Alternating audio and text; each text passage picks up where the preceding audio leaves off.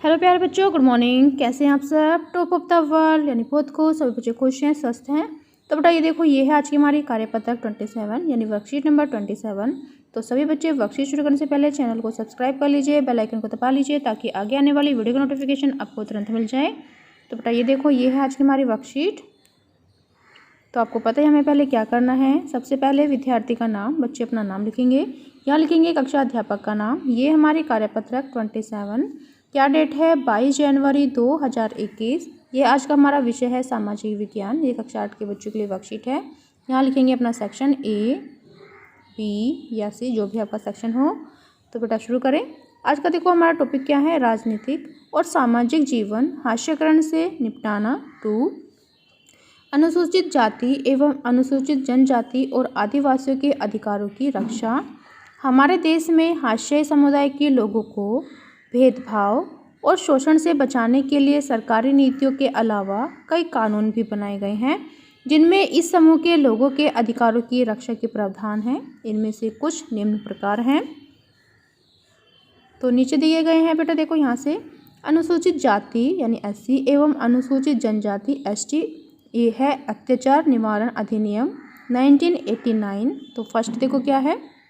अनुसूचित जाति अनुसूचित जनजाति के किसी व्यक्ति को कोई गंदा पदार्थ खाने पीने के लिए विवश करने पर सजा का प्रावधान है।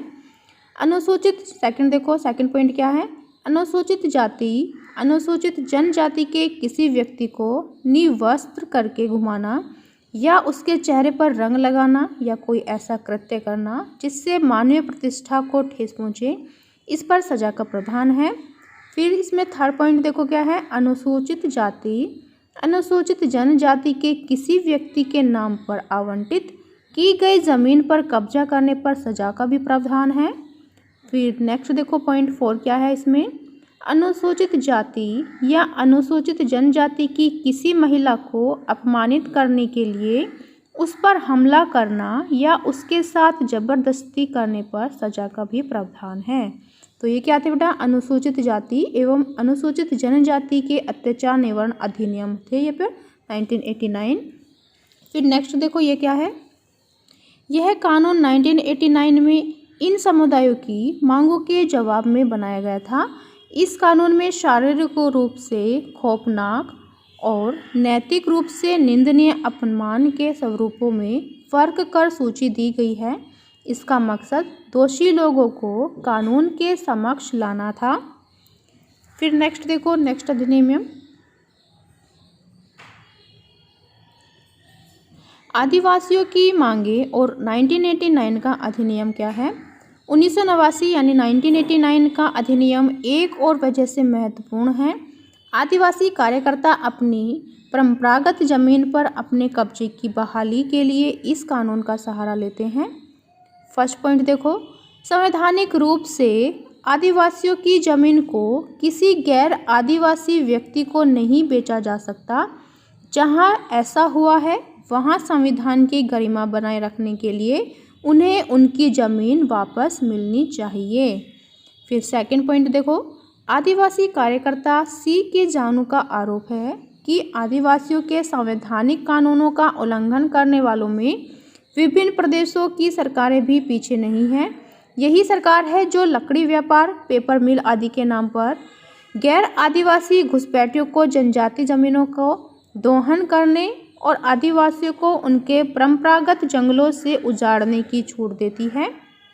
फिर नेक्स्ट देखो, नेक्स्ट पॉइंट, इसके अलावा जंगलों को आरक्षित या अभयारण्य घोषित करने पर भी यानी घोषित करके भी लोगों को वहाँ से बेदखल किया जा रहा है।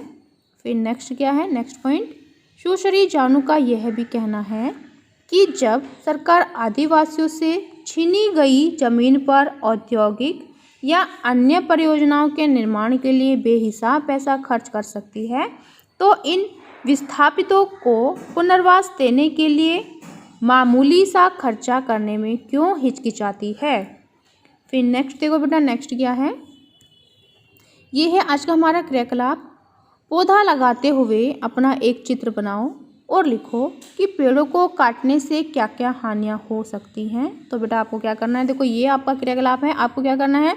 एक आपको पौधा लगाते हुए एक अपना आपको चित्र बनाना है। ठीक है, तो आई होप सभी बच्चे बना लेंगे क्योंकि सभी बच्चे इंटेलिजेंट हैं। और आपको पता ही होगा कि पेड़ों को काटने से क्या क्या हानि होती है।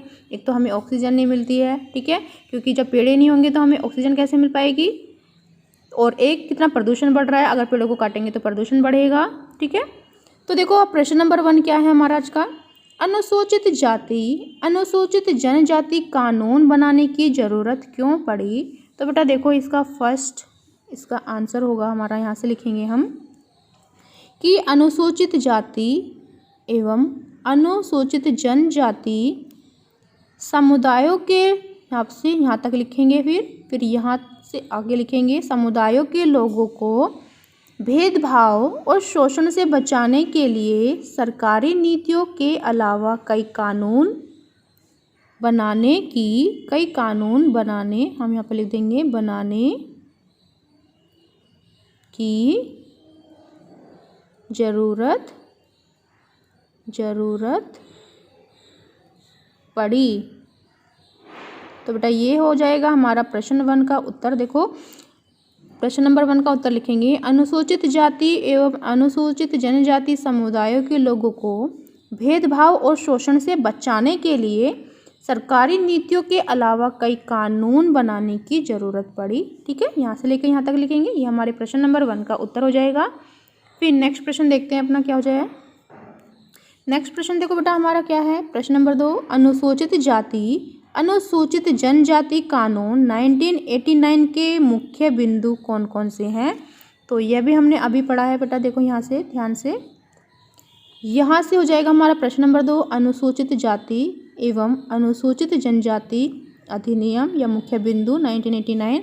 तो इसका फर्स्ट बिंदु हो जाएगा बेटा देखो, अनुसूचित जाति अनुसूचित जनजाति के किसी व्यक्ति को कोई गंदा पदार्थ खाने पीने के लिए विवश करने पर सजा का प्रावधान है। फिर इसका सेकंड पॉइंट ये हो जाएगा, अनुसूचित जाति एवं यहाँ से लेकर यहाँ तक, ठीक है, जो अभी हमने पढ़ा है। फिर इसका थर्ड पॉइंट देखो, यहाँ से लेकर यहाँ तक हो जाएगा। और इसका फोर्थ पॉइंट हो जाएगा, यहाँ से लेकर अनुसूचित जाति से लेकर पर सजा का प्रावधान है। तो ये हो जाएगा बेटा हमारा प्रश्न नंबर 2 का आंसर। ठीक है, आपको समझ में आ ही गया होगा, इसको आप पॉइंट में बना के लिखिए। तो ये है यहाँ से लेकर यहाँ तक हमारा प्रश्न नंबर 2 का उत्तर। ठीक है, आप पॉइंट में लिखिएगा, पॉइंट दे दीजिएगा 1, 2, 3 और 4, ये है मुख्य बिंदु। फिर नेक्स्ट प्रश्न देखते हैं अपना क्या है, प्रश्न नंबर 3 हमारा, आदिवासियों को उनकी ज़मीन क्यों वापस मिलनी चाहिए। तो ये भी हमने अभी पढ़ा था बेटा, यहाँ से देखेंगे कि जो संविधान रूप से आदिवासियों की ज़मीन को किसी गैर आदिवासी व्यक्ति को नहीं बेचा जा सकता, जहाँ ऐसा हुआ है वहाँ संविधान की गरिमा बनाए रखने के लिए उन्हें उनकी ज़मीन वापस मिलनी चाहिए। तो ये है हमारा प्रश्न नंबर 3 का उत्तर, यहाँ से लेकर यहाँ तक हम लिख लेंगे, राइट। फिर नेक्स्ट प्रश्न देखते हैं। तो नेक्स्ट प्रश्न देखो बेटा हमारा प्रश्न नंबर 4, अपने अनुभव के अनुसार बताइए कि आदिवासियों की मदद के लिए आपके क्या सुझाव हैं। तो बेटा चलिए देखते हैं इसका उत्तर क्या होगा। तो यहाँ से हम बेटा अपने प्रश्न नंबर 4 का उत्तर लिखेंगे, यहाँ से लेकर फर्स्ट पॉइंट देखो, आदिवासी क्षेत्रों में शिक्षा के प्रचार प्रसार के प्रयास होने चाहिए। फिर इसका सेकंड पॉइंट देखो क्या है, आदिवासी क्षेत्रों में लघु उद्योगों की स्थापना पर जोर दिया जाना चाहिए। और इसका थर्ड पॉइंट देखो बेटा, आदिवासी क्षेत्र में मूलभूत सुविधाओं का विकास होना चाहिए। तो बेटा ये हमारा यहाँ से लेकर हम यहाँ तक हम अपने प्रश्न नंबर 4 का उत्तर लिख लेंगे, राइट। फिर नेक्स्ट देखो, नेक्स्ट क्या है,